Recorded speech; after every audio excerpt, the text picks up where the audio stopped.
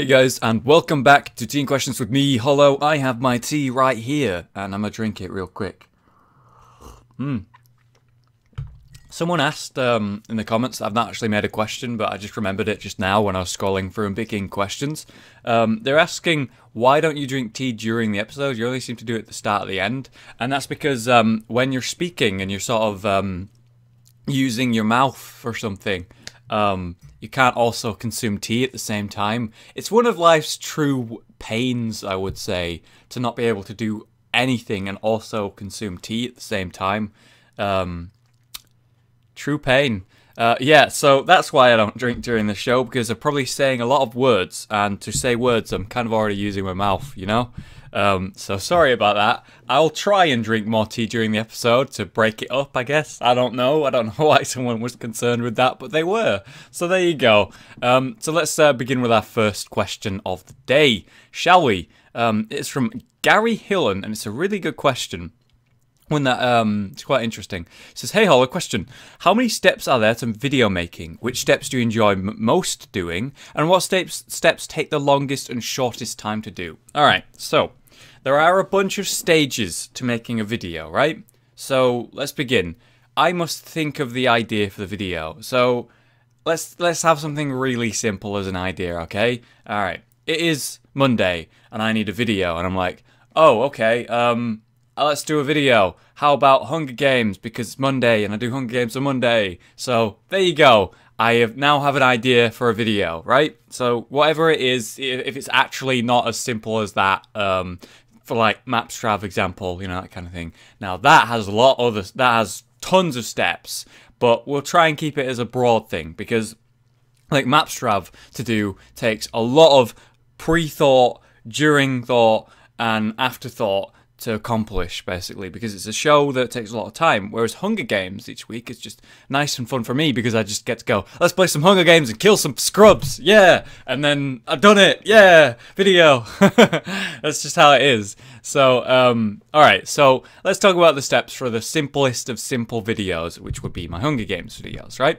Okay, so I have to come up with the idea of a video, so we go Hunger Games, right? So there's the idea. So now I need to actually go record it. So I use Fraps to record the actual visuals. I open Audacity for the sound, you know, two different tracks. So we have the game sound and my sound on different levels and things. So I need to time them up at the right time. So I record on Fraps and I record on Audacity. And then, you know, you could do like a, you know, to line up the sound, or like open a menu and tap the mic at the same time. You know, there's lots of different ways that you can do that. The reason it's important to have your audio tracks on different things is because if something goes wrong with one audio track, you don't have to fuck everything up. So if I was too loud, for example, I would need to turn the audio down. And if it was on the same track level as the game volume, or someone else in like a Skype call in the video, then what would happen at that point is I would make myself a volume where it's reasonable and I'm not too loud, but then when I've turned down the volume, the game sounds are now really quiet, and the other person in the Skype call would be really quiet. So to solve that, you have yourself on a different track. So if they're too quiet, I can turn them up, and that doesn't affect my voice. Or if I'm too loud or too quiet, I can change the levels and it doesn't affect them. So now we've got everything recording, right? Now I actually need to do the video. So you guys know how that goes. I do a little intro to explain what's going on and, you know, just whatever's important about that video and relevant. And then we get into the game. So I've got like some dead footage here where I'm joining a lobby and I'm in a game now, and there we go, we're recording, we're doing it, and then I record the Hunger Games, you see all what happens there, and then that's it, that's done, say goodbye, video over, stop recording, stop Audacity, right? So now that I've got this file, that's the video, a file that's the audio, and then I need to sort of put that into one. So we go to Sony Vegas, open up Sony Vegas, that's what I use to edit. Up in Sony Vegas, I drag my intro from one of my folders, my intro folder. I have one of those, very fancy, I know. And then that's the start, right? So then I drag the video onto the timeline, I drag the audio of me onto the timeline, and then I line them up based on the clap or whatever I was using to line up the audio, right? So now that the audio is all sorted, I need to cut off all dead weight. So the part where I'm setting up and sort of, you know, doing the taps and the claps to make sure it's all lined up, delete that, that's gone. So that's the start of the video. I drag that up to the intro, do little effects to sort of, you know, like have the fade in and out at the start, makes sense, you know, so it's not just like boom going. I prefer that anyway, that's my style of editing. But basically, so I've recorded, so it's think of idea, record idea, time to edit idea. Those are 3 steps that we're at so far. So with editing, I've now got this little intro, I've got the thing started, and I need to cut out dead weight with editing. So I'll get rid of the dead weight. So the moment where I'm running around trying to get into a lobby, for example, no one needs to see that. It's just silence while I get into a lobby and wait for the game to start. That's gone, done. I edited it out, just deleted. Drag the timeline back up, suddenly I'm just in the game from the intro. Done! Alright, so now that the whole video is there, and then I just need to cut off the extra like little bit of recording where I've said bye and I'm still recording, so that's gone. Fade out, and then done, right? There's the video, except I might want to edit in some effects, text, I might want to put in some slow-mos or something, you know, for a funny moment. I might want to put music in for the intro and the outro, maybe in certain combat moments if it's suitable, and then I'll go through my list of music, have a listen to some royalty-free music and see, oh, that sounds good for that situation, I'll put that in. I'll line it up so like when the fight starts, the music starts and it ends when I win, that kind of thing, or like a big moment happens and there's a big sound that happens. If something happened that a fail happened, maybe I'll put in like a sound that suits a fail, you know, all this other stuff, you know? Editing, right? So now that I've got this video sorted, rendered, like it's there, I render it, it becomes a one jumbled up one thing in a one file, and then it's time to upload that, right? So that is 3 phases. What am I going to do? Recording, editing. And now I've got to upload it. So while it's uploading, there's a bunch of other stuff that I have to do. So we have tags for how people find the video. We need a good title that shows people what it is. So type all this crap in. And then we need a description. You know, I need the IP for the server so people know what it is because it's a constant question asked. I need to say what my Twitter is, maybe what my Twitch is if it's relevant. I want to say some little like things to do with what the video is and maybe some useful or interesting or just a joke or something in the description for those of you who actually read it. You know, I do that every time. And then that's the video sort of on its way ready. But the last thing that I need to do before this video can go up is create a thumbnail, something suitable and relevant to the thing. So if it's a Minecraft Hunger Games, maybe I'll get like I'll go to Google, go to some official Minecraft wallpapers or screenshots of amazing builds, or if it's a mini game, I'll take a picture of like a mini game and then put this sort of thing over that. So I need a background for the thumbnail. So got the background, let's just say it's a fucking Minecraft wallpaper that was made by Mojang, put it on, put into Photoshop, I put the title in, get the official logo of Minecraft going, put Hunger Games in, maybe I'll blur the background so the title is like a little bit more relevant, maybe put a border in that's like black that sort of like really emphasizes what the title says. Depends on the video, you know, it's different every time, but we're talking about Hunger Games here, so it's fairly simple. So you see my Hunger Games thumbnails, and that's just how we usually do them. And that's how that goes usually. Sometimes, when I'm lucky, a viewer may have made something really special, like really cool. Let's take an example. The Witcher thumbnails, you know, the Witcher thumbnails have just recently changed. Felix Edits made those. You saw the first like 4 episodes, the first 4 thumbnails. Those were my thumbnails. And then you look at Felix's, and this is a guy who knows how to make thumbnails. I'm self-taught, you know, I don't really know what I'm doing. It's all just what I think and what I've learned over the space of a year doing thumbnails. Whereas this guy knows how to, he's clearly like actually put time into knowing how to do this kind of thing and actually knows how to use Photoshop, right? Whereas I'm like a real amateur, basically. And you can tell the difference, the quality of his thumbnails versus mine. And I get lucky sometimes when people do that, and I really appreciate that. Sometimes there'll be artwork on the official like artwork group that's suitable, like the mini games one that I had not too long ago. It was like a render of my Minecraft character. Sometimes I use those. So when I'm lucky, they're basically done for me, you know, when I'm really lucky. But usually I make them, and that's sort of the process, right? So we have idea for video, record video, edit video, upload video, so all of the tags and stuff as well, and then the video's there. Now I just need to schedule it for when I want it to go up, and then that's it. That's one video. I do 2 videos a day usually, and they're never on the same thing. So yeah, it gets a little bit hectic. It takes up a lot more time than people even realize to make one video. That video that I was just explaining to you, the process of that, is just a 10-minute video, and that's like one of my easiest series that I have to do in terms of video production, you know? With Mapstrap, it's way harder, you know? There's way more things to consider. I actually have to go onto the email and find suitable, interesting maps. That can take hours each week, you know? So, you know, it's a full-time thing. It's a full-time thing, and I really enjoy it. So, you were asking which part of this process do I enjoy the most? Recording's really fun, obviously. I actually really enjoy the editing when I get to put in these little edits, like, you know, on my Witcher series, there's like this thing where you can use a sign, and it's like a Jedi mind power trick where you're like, these are not the droids you're looking for, or, you know, you want to pay me double, kind of thing, right? And I found, I went back to a GIF that I made a long time ago for a photo set that I did on Twitter that you guys might have missed if you won't follow my Twitter, where me and Josh and Fluke were pretending to be Jedi and Sith and threatening each other. Rage, for some reason, put a knife to his throat. Everyone... It was funny. Yeah, but I made a GIF of myself doing like this pose with a lightsaber. Where is the lightsaber? I don't know where it is. So yeah, I had this GIF lying around. So I thought, yeah, it's suitable. You know, it's a Jedi mind power. Here's me being a Jedi. I'll just whack that little thing in at the right moment when I pull off the Jedi mind power and just be like, yeah, fuck you, I'm a Jedi. I did it, you know? And a lot of people noticed it and appreciated it. And when it wasn't in the next episode, when I didn't think to do it, people were like, oh man, I missed it. And you know, that's really fun to me. Just little things that keep people actually paying attention to the video, to see little things like that. You know, it could be just putting text next to someone when they look dumb and just, I don't know, something simple. Did a lot of that in Dark Souls series, you know? Editing's one of the most important and really interesting things to me. But I'm, again, like my Photoshop, I'm an amateur. I'm all self-taught to do with it. So, I don't know.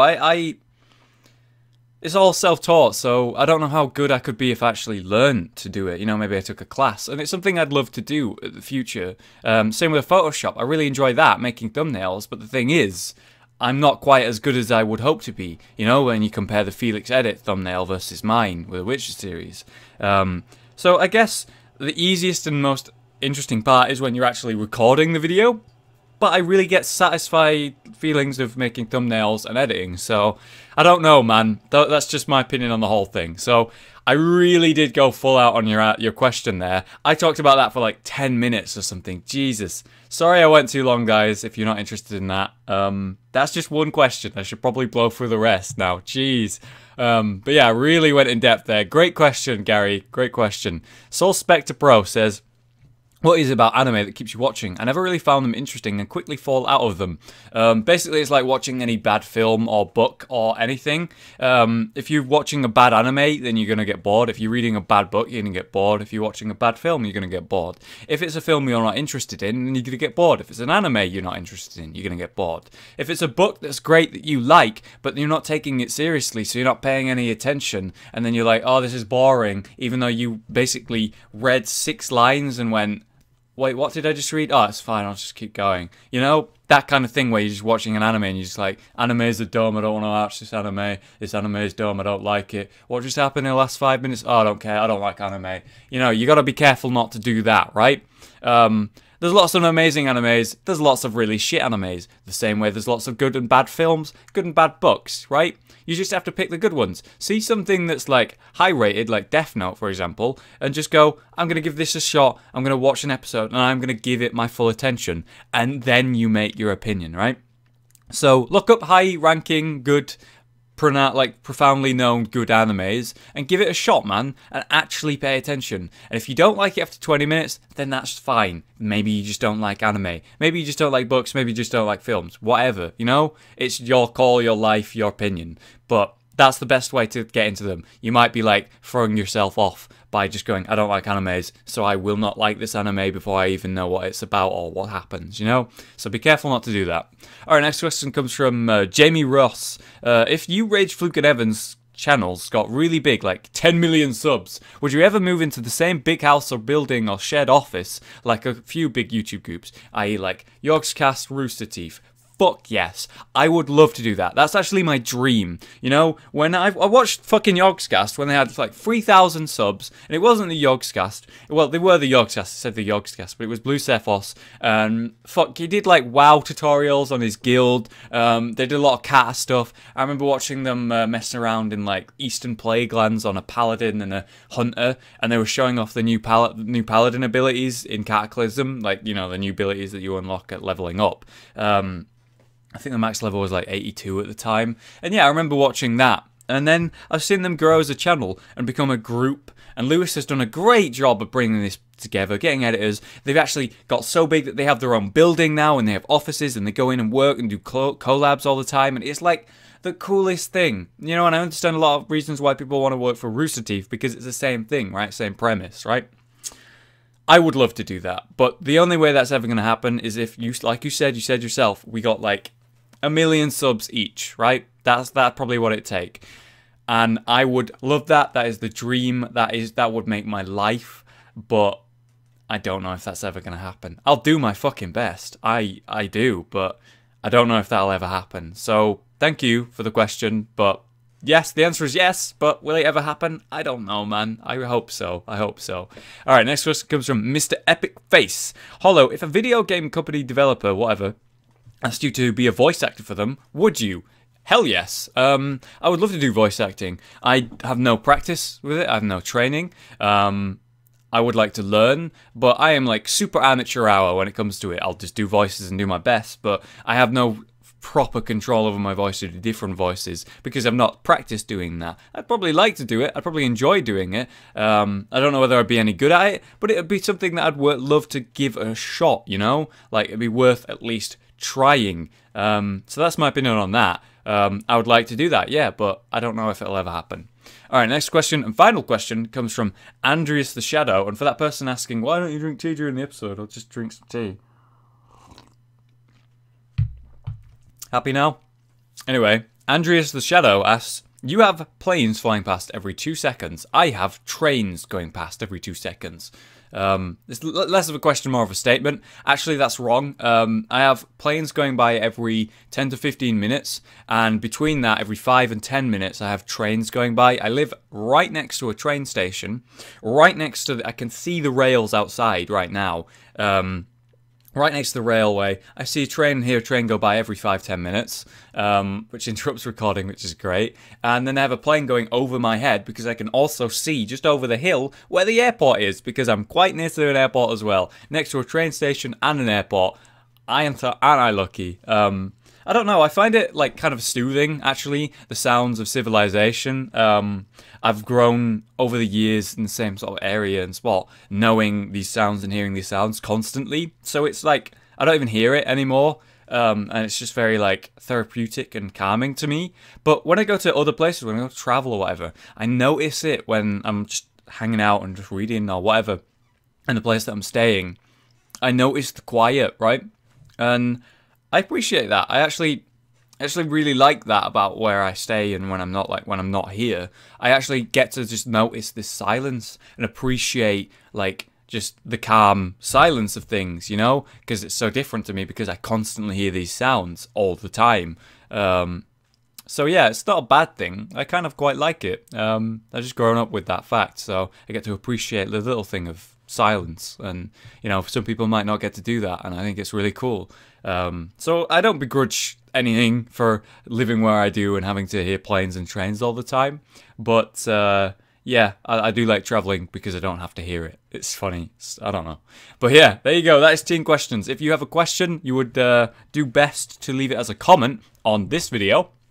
And then next video, I will come to this video and read the comments and try and get interesting questions. So there you go, guys. That's your 10 questions. A little bit lengthy episode for you. Thanks to me spending 10 days on that first question. But I really do hope you guys found that interesting or learned anything from it. Other than that, guys, thanks for your questions. Thanks for watching. Have a great day. Leave a like if you enjoyed the video. And I will see you next time. Goodbye.